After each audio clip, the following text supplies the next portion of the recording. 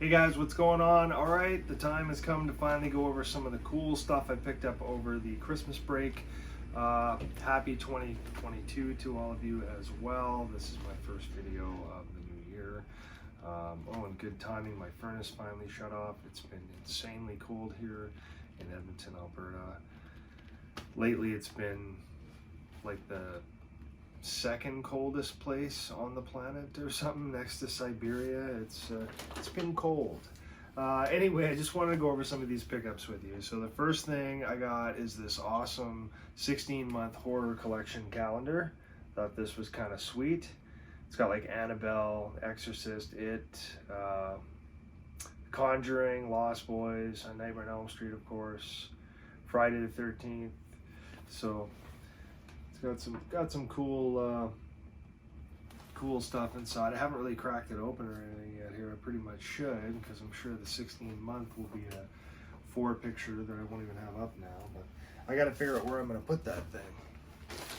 Okay, so for other pickups, got a couple of really cool soundtracks actually from La La Land Records, and the first one is the Monster Squad. So I've always wanted to have this because this is it's one of those movies, you know, I've loved since I was a kid. It kind of gets forgotten about a lot, and it's a fun movie. I mean, my kids love it. It's just basically all of the music, the full score, plus you know, a few of the songs in it too, like Rockin' Till You Drop and the Monster Squad rap and all that's on there. And it's got a really awesome booklet inside, all kinds of information, like all kinds of stuff. I'm talking, like, look at this, just writing and pictures and more and more and more. There's so much info. I haven't read it all yet. Definitely looks really interesting though. So super cool. I didn't know enough about La La Land Records, but they have some really different soundtracks that you may not even realize you can get. You know, like this one's limited to 3,000. So the other one that I picked up is the Friday the 13th official game soundtrack. So some of you may know I'm a big fan of the game Friday the 13th. The game, of course, came out in 2017. I still play it to this day, but thanks to the lawsuit that has been ongoing forever, until recently, of course, they had to basically shut it down, so they couldn't do any more updates or anything on it. This is just basically filled with a bunch of information, all kinds of writing, no pictures or anything of the game, but it's all music used in the game, which is all Harry Manfredini. So it is very spot on, awesome Friday the 13th music. And some of the segments are really long, like 8 minutes, 7 minutes, 6. You know, there's quite a few that are long, and they're really good actually. They sound awesome. Some of them I don't even hear in the game. Like a bunch of them you recognize, but then they kind of go on, and I'm like, I don't think I've ever heard that in the game before. But it's very cool, and it's a 2-disc, as you can see here. Again, not much for artwork or anything, but cool to have. I definitely love the Harry Manfredini stuff. It'll sound awesome, and I love listening to this kind of crap, so it's very cool. Check them out, La La Land Records. Okay, some other scores. So, Fright-Rags had a huge Black Friday sale, and I took advantage of that. I had to jump on a few good deals, and I bought a whole bunch of stuff that was basically a lot of Christmas presents I couldn't talk about. Like, got a bunch of shirts for the kids, some Silent Night, Deadly Night shirts, a whole bunch of Back to the Future spin-off shirts, a bunch of things. I got my brother a Snake Plissken shirt for Escape from New York. Great movie, great John Carpenter movie, fantastic actually, and he loves it, so I grabbed him that shirt, and I got him a pair of those Halloween lounge pants. Yes, Richard Diaz, buddy.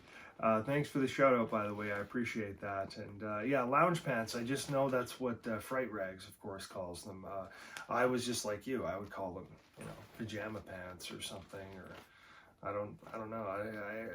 I didn't really have a name for it either. So the only reason I remembered lounge pants is because I was in the same frame of mind, thinking they're pajama bottoms or something.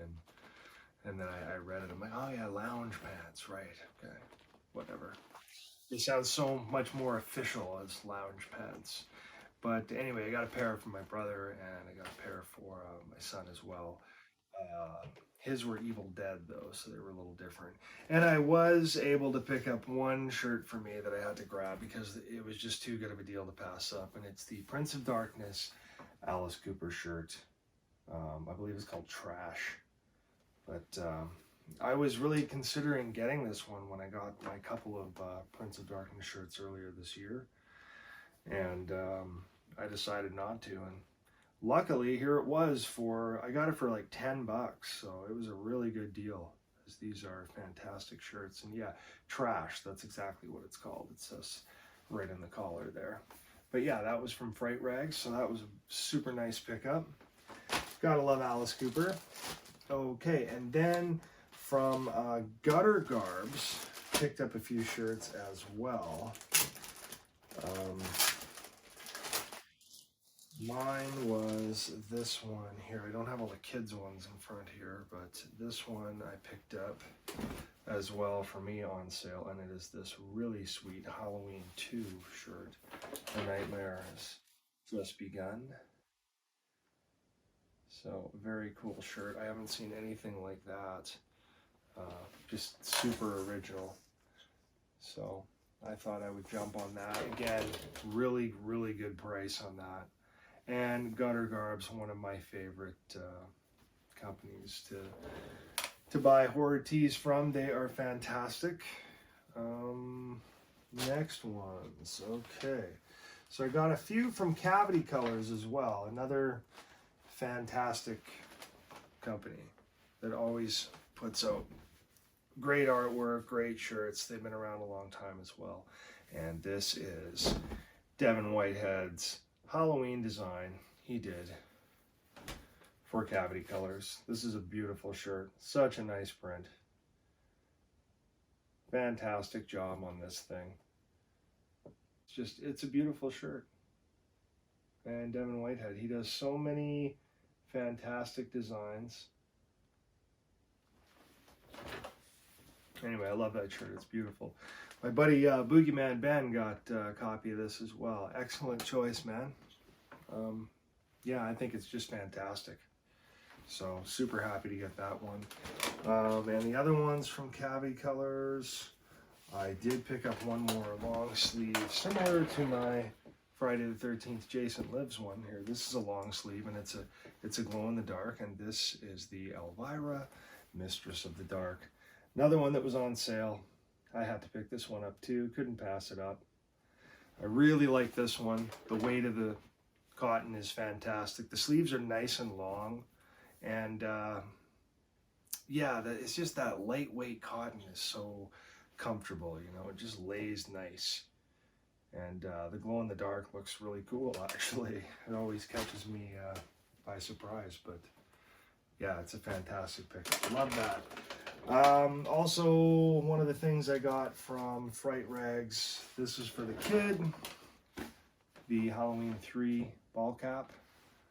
Really wanted to try one of these out, but I know these do not fit my head. I have a huge head. So I knew this wasn't going to fit me, but the kid loves it. It's got the Season of the Witch cover art here on the underside. So super nice. He really likes the hat. It's just down here. I got an Elvira hat for my daughter as well. It's super nice. Of course, not down here. She's already been wearing it.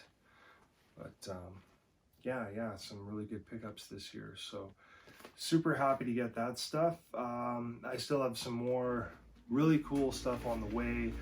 And hello, Mr. Furnace. Sorry about that, guys. Quarter, I should have, a couple of fantastic looking additions for the collection I'm excited about.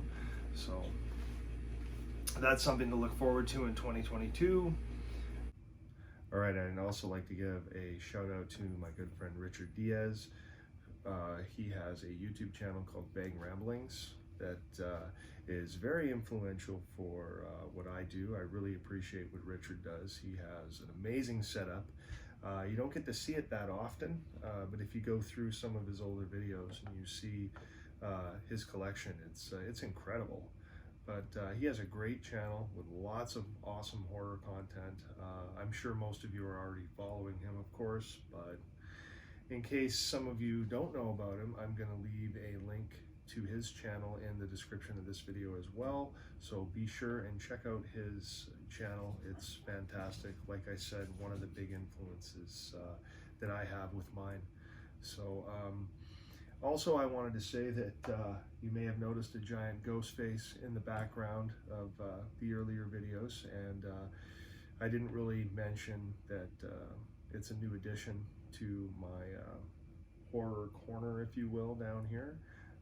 I'll leave you with some shots of it because it is something that I picked up at Christmas, and it's a real movie poster as well as this Ghostbusters Afterlife I picked up at the same time. This is a French version, of course, as you can see.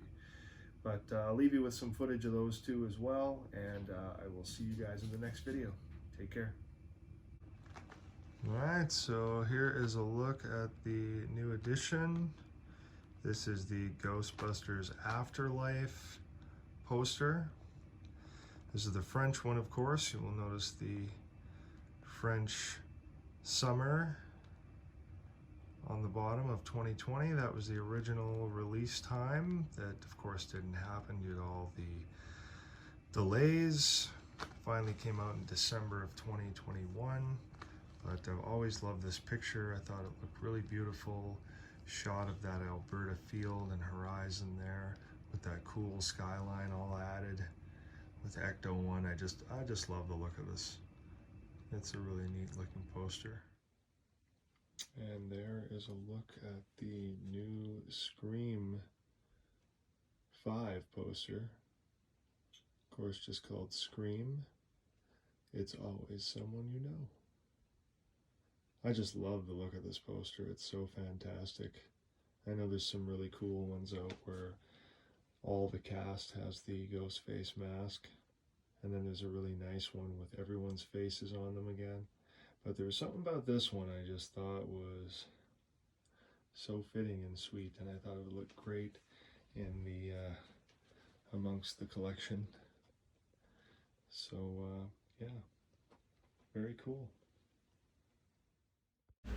Okay, so I got these from movieposters.com if anyone is interested. They have an awesome selection and some quality prints, so be sure to check them out. Thanks so much for watching, guys.